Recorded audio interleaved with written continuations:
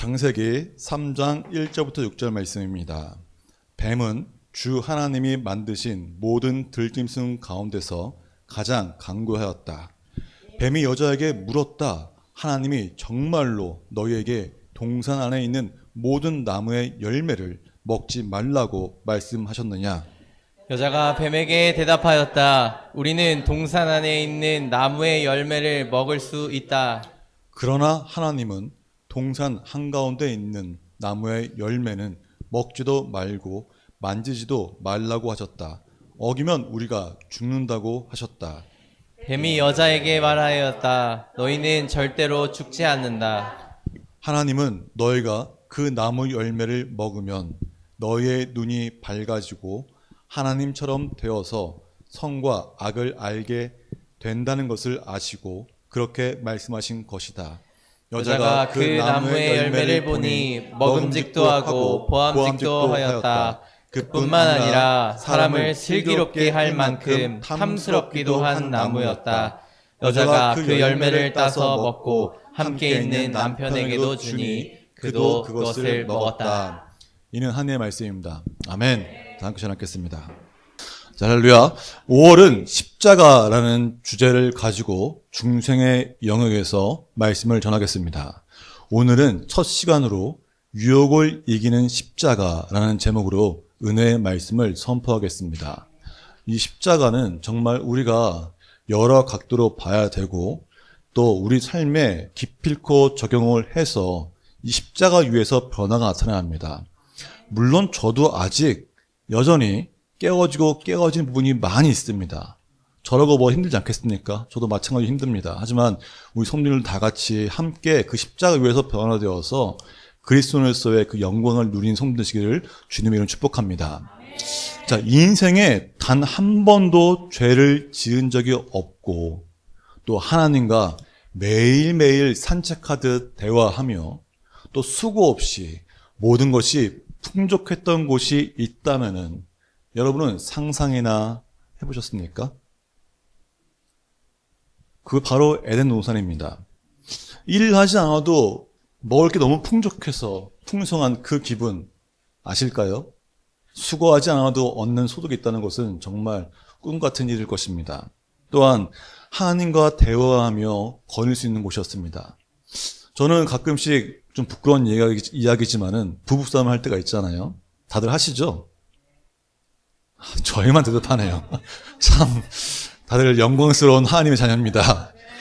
부부싸움 하고 나면은 누군가에게 말도 못합니다. 그죠? 그리고 이게 시시비비를 가리기가 참 힘들잖아요. 그죠? 이때 얼마나 좋아요. 하나님 누구 잘못입니까?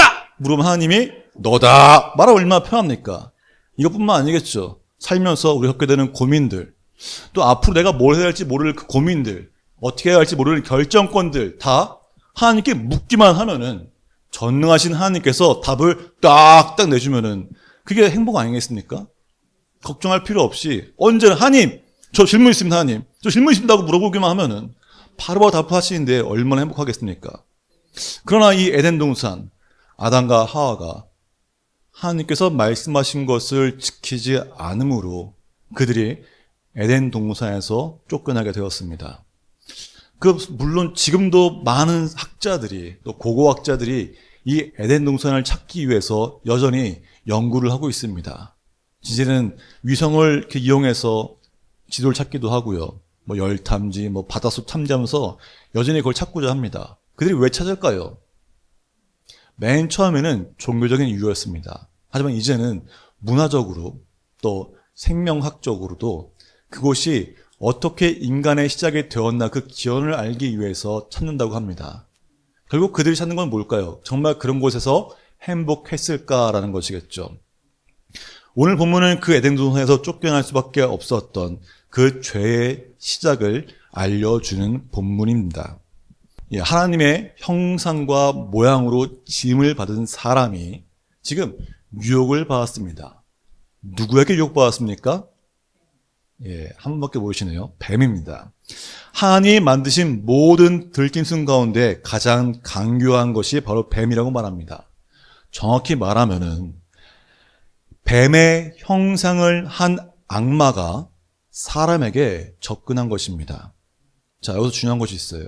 악마는 절대로 자기의 정체를 있는 그대로 드러내지 않습니다. 그래서 악마가 간사한 겁니다. 만약에 이 악마라는 놈이 우리가 어렸을 때 봤던 것처럼 빨간 피부에 뿔이 달리고 날개 달리고 꼬리가 달려서 우리가 와서 달콤한 말을 한다면은 우리 중에 그 누구도 그 말에 속아날 수가 없습니다. 왜요? 악마가 나쁘다는 걸 알기 때문에 믿지 않는 자들도 그 빨간 사람을 보면서 아, 너는 악마구나. 넌 나한테 분명히 해가 되는 것만 일 거야. 절대 듣지 않습니다. 그러나 악마는 항상 세상이나 환경, 사람이라고 하는 제3의 도구를 사용해서 우리를 유혹하러 옵니다.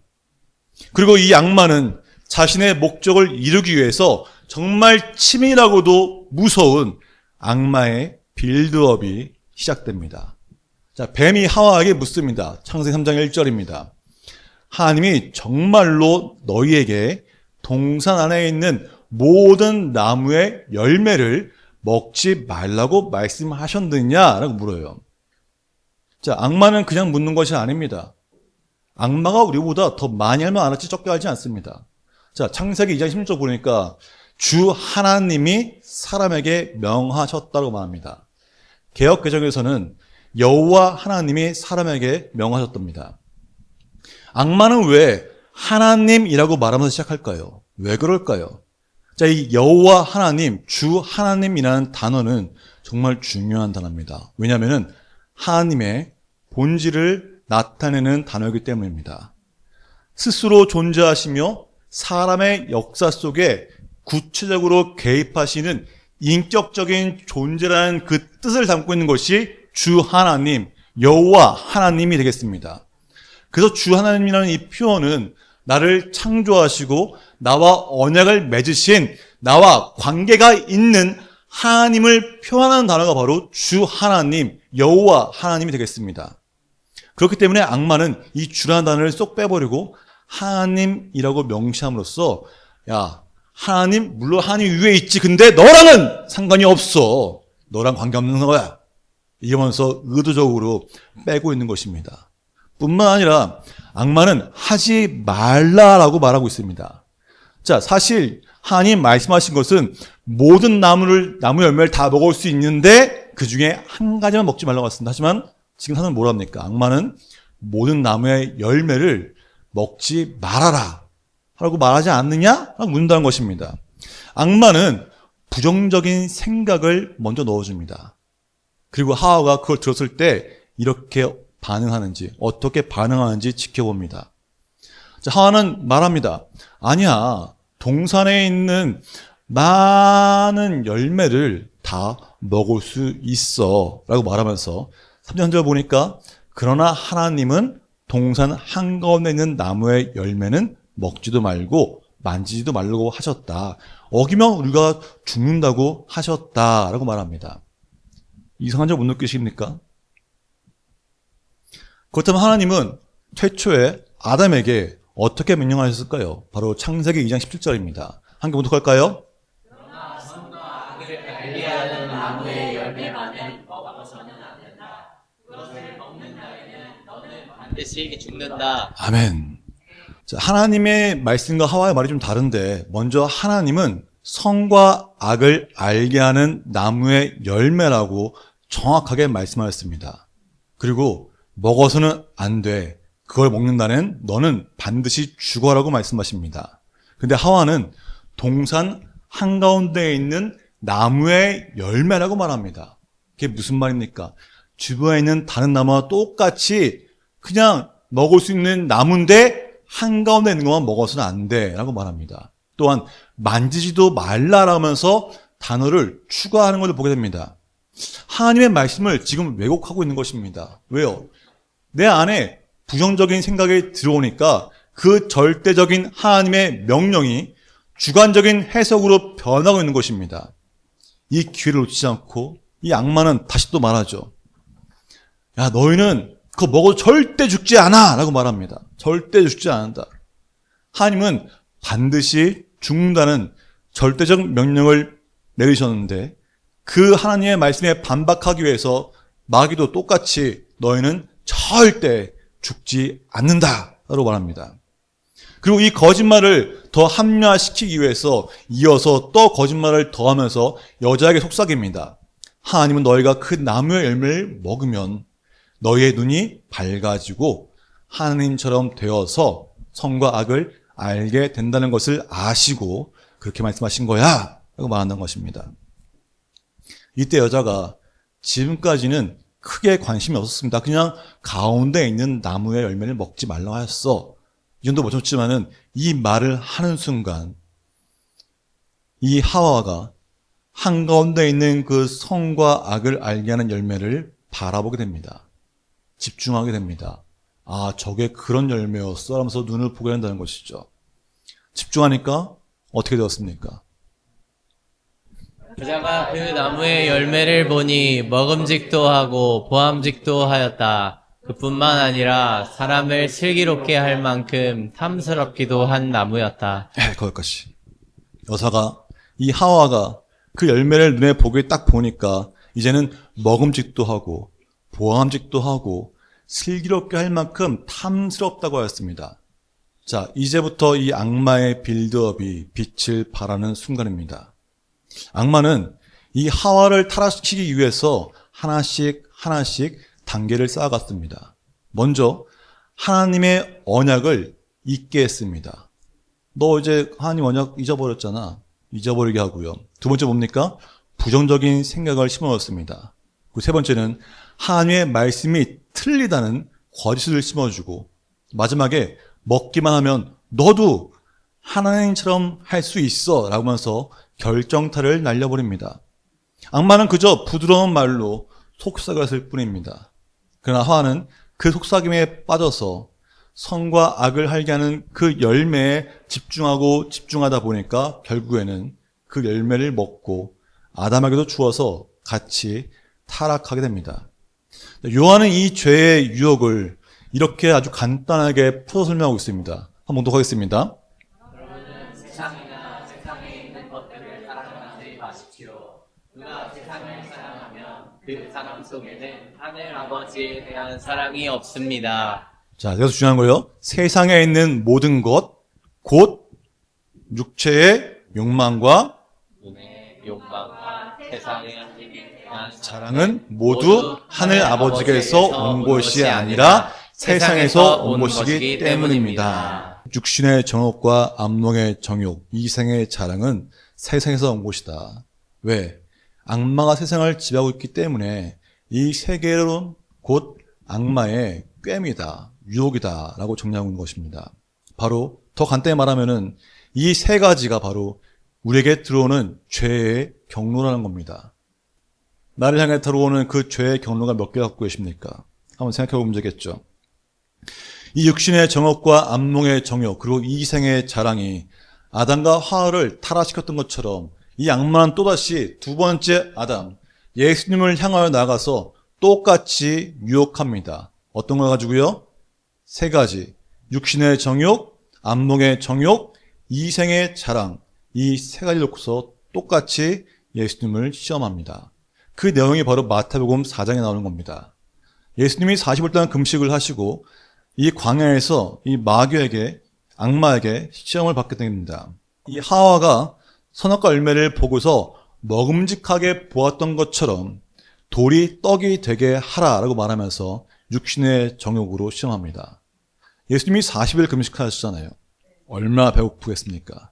그 배고픔이라는 그 생존에 걸린 상황에서 이 악마가 유혹을 하는 것입니다. 또 두 번째 뭡니까? 하와가 선악과 열매를 보면서 보암직했던 것처럼 세상 모든 나라와 영광을 보여주면서 너 내게 절하면은 이 모든 걸 다 주겠다고 말합니다. 즉 네가 천하보다 귀하게 생각하는 그 세상 말이야. 그 영혼들 다 내게 속해 있어. 그러니 너가 나한테 절만하면은 내게 속해 있는 이 영들을 다 너에게 줄게라면서 안목의 정욕으로 유혹하는 것입니다.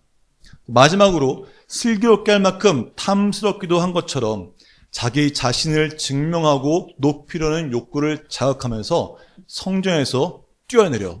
그러면은 천사들이 떨어진 너를 수억 들면서 받쳐주지 않겠니? 하면서 시험 듭니다. 이게 뭡니까?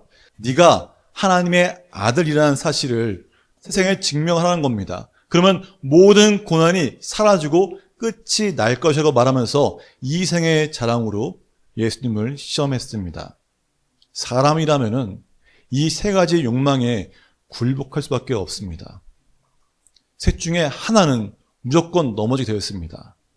아담과 마찬가지로 예수님을 유혹했지만은 예수님은 이 시험에서 승리함으로써 우리도 이겨낼 수 있다는 것을 보여주신 사건입니다. 그죠? 그런데 오늘날 우리에게도 이 죄의 세 가지 경로는 여전히 유효합니다. 육체적 필요인 돈, 음식, 그리고 쾌락을 채워주겠다고 유혹합니다. 너 이것만 좀 더 봐. 너 이것만 좀 더 먹어봐. 야, 너 돈 좀만 더, 야, 예배 좀만 하고, 야, 돈만 더 해. 세상에 돈이 최고야 하면서 유혹합니다. 또 보기에 멋진 성공과 화려함으로 우리를 유혹합니다. 세상에 성공을 해야 너는 사람이 되는 거야. 야, 넌 보다 더 화려해야 돼. 살도 빼고 이쁘게 속눈썹도 하고 이뻐져야지. 화려하게 유혹합니다. 그리고 너의 능력을 증명하는 듯이 인정, 명예, 자존심으로 유혹하기 시작합니다. 너 이 정도 해줘야지. 우리는 그 사실을 알고 있습니다. 그리고 예수님이 십자가에서 이기셨다는 사실을 알고 있습니다. 그런데 우리는 예수님이 이 죄의 유혹을 이기신 것처럼 이기지 못하고 있기 때문에 매번 죄의 유혹 앞에서 무너지고 타락하는 것입니다. 하나님을 내 삶의 주인으로 인정하지 못하고 내 뜻대로 사는 것도 타락한 모습이고 또 하나님을 예배할 대상으로 인정하지 않는 것도 타락한 모습입니다. 결국에는 내 삶의 모든 것을 하나님께 묻지 않고 하나님의 뜻대로 살아가지 못하는 것이 죄고 그것이 타락한 사람의 모습이라는 것입니다. 왜 그럴까요? 이 죄의 유혹으로 인해서 이미 우리는 선악과를 보았기 때문입니다. 예수님이 죄의 유혹을 이겨낸 것처럼 우리도 이 죄의 유혹을 뿌리칠 수 있습니다. 어떻게 하면 될까요? 먼저 예수님께서 보였습니다. 예수님께서 악마가 유혹하는 그 세 가지의 경로를 모두 말씀으로 이겨냈습니다. 네, 그렇습니다. 말씀을 가까이 해야 죄의 유혹을 이겨낼 수 있습니다. 왜 그럴까요? 말씀을 가까이 한다는 것은 선악과 열매에게 보는 것이 아니라 오직 하나님의 말씀만, 하나님만 바라보겠다는 것입니다. 말씀에 집중한다는 것은 하나님의 말씀을 신뢰하기 때문에 이 말씀이 내 삶에 이루어짐을 확신하기 때문에 다른 걸 볼 필요가 없습니다. 그래서 말씀을 가까이 하는 자는 날마다 말씀을 묵상할 수밖에 없고 이 말씀이 내 삶에 어떻게 적용할 수 있을지 적용해야 할 부분을 찾아 고민하며 생각하고 실천하게 됩니다.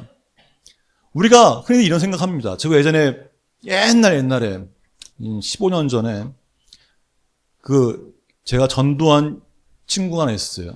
이 친구가 전화한 겁니다. 연락을 안 했었는데 10년 만에 저한테 물어본 게 딱 그거였어요.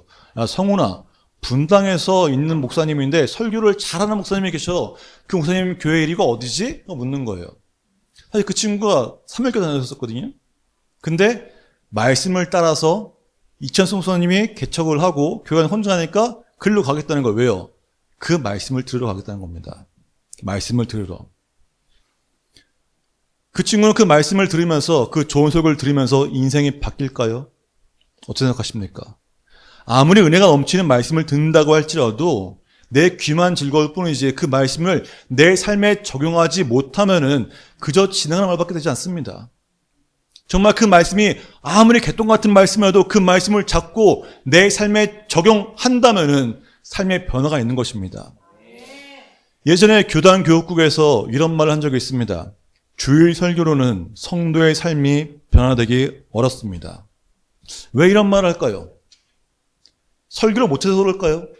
설교에 은혜가 없기 때문일까요? 아니면 설교에 힘이 없어서 그럴까요? 아닙니다. 그들은 이렇게 판단했습니다.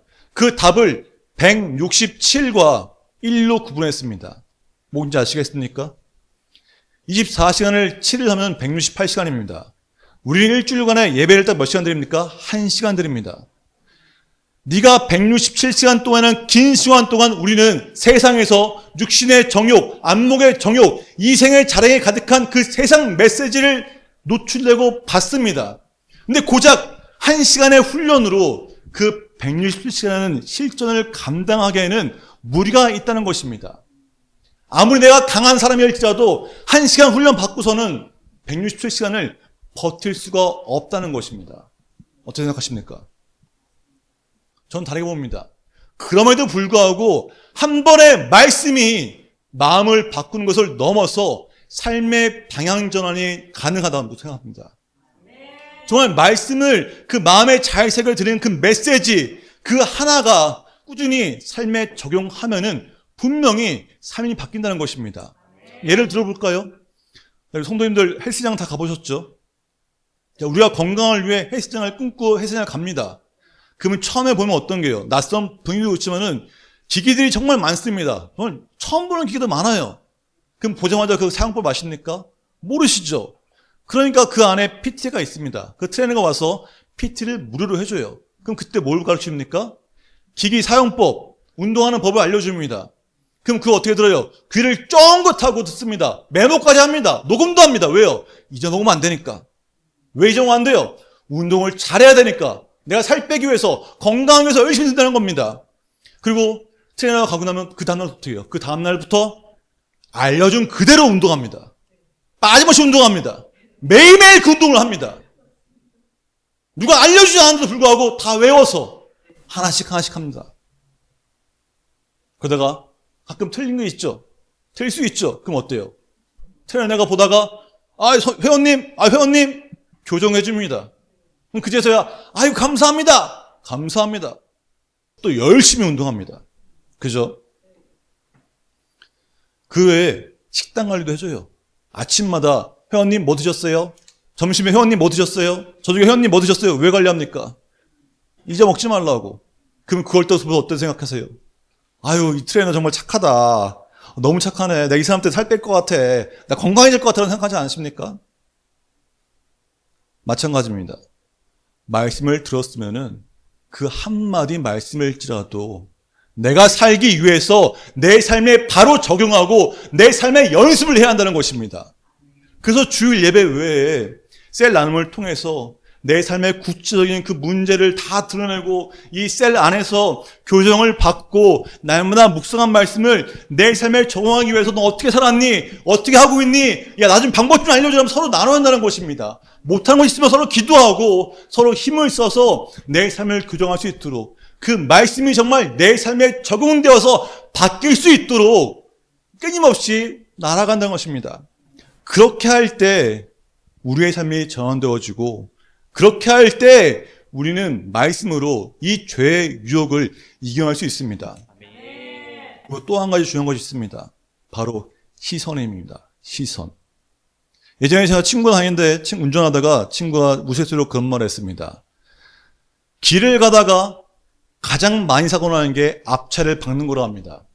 특히 남자 운전자들의 경우에 정말 그 수저가 압도적으로 합니다. 왜 그럴까요? 혹시 아시는 분 계십니까? 앞을 봐야 되는데 옆에 짧은 미니스커트 입고 있는 여자를 본다고 해서 와 이쁜데? 쳐다보다가 앞을 못 보고 사고가 나는 경우가 비일비재합니다. 이처럼 어디를 보냐가 중요한 겁니다. 우리가 악을 바라보면은 그 악으로 끌려가든지 악이 끌려오든지 또 선을 바라보면 선으로 끌려가든지 선이 끌려옵니다. 즉 무엇을 바라보고 있느냐가 정말 중요한 것입니다. 자, 하와는 선악과 열매를 보다가 그걸 보고 있으니까 그 안에 탐욕이 들어왔습니다.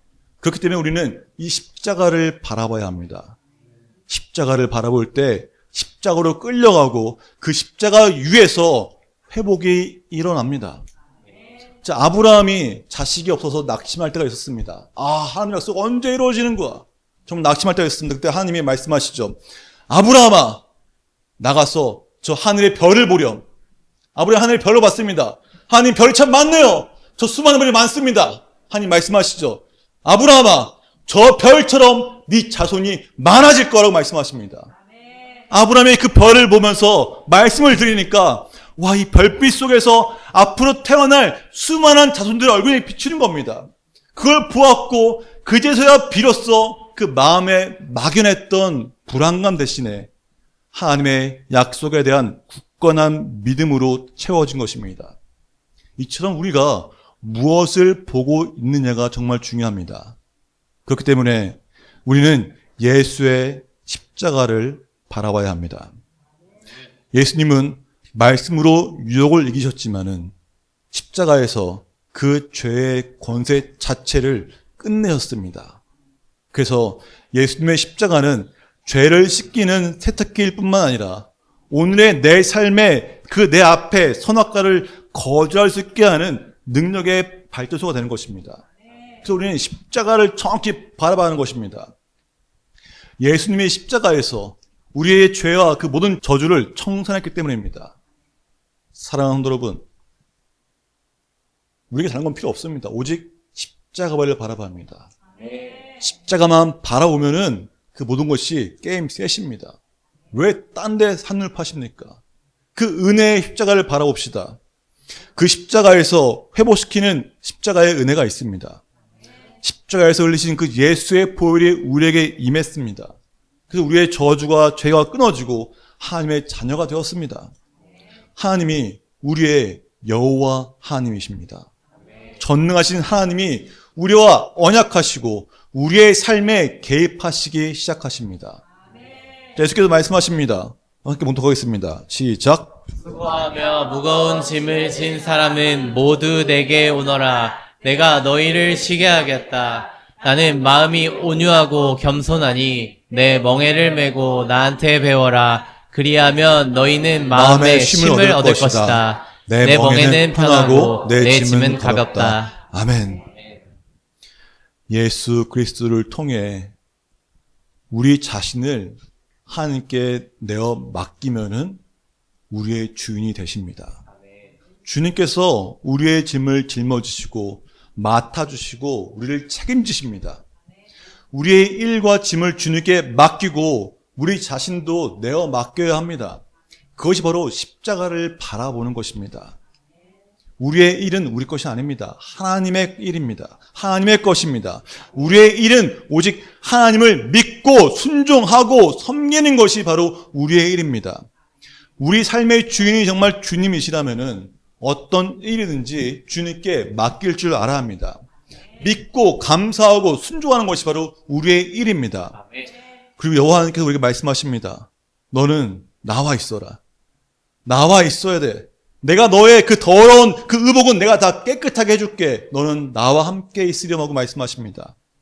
하나님은 그 예수의 보혈과 성령의 능력으로 우리의 모든 죄와 저주를 깨끗게 하셨습니다.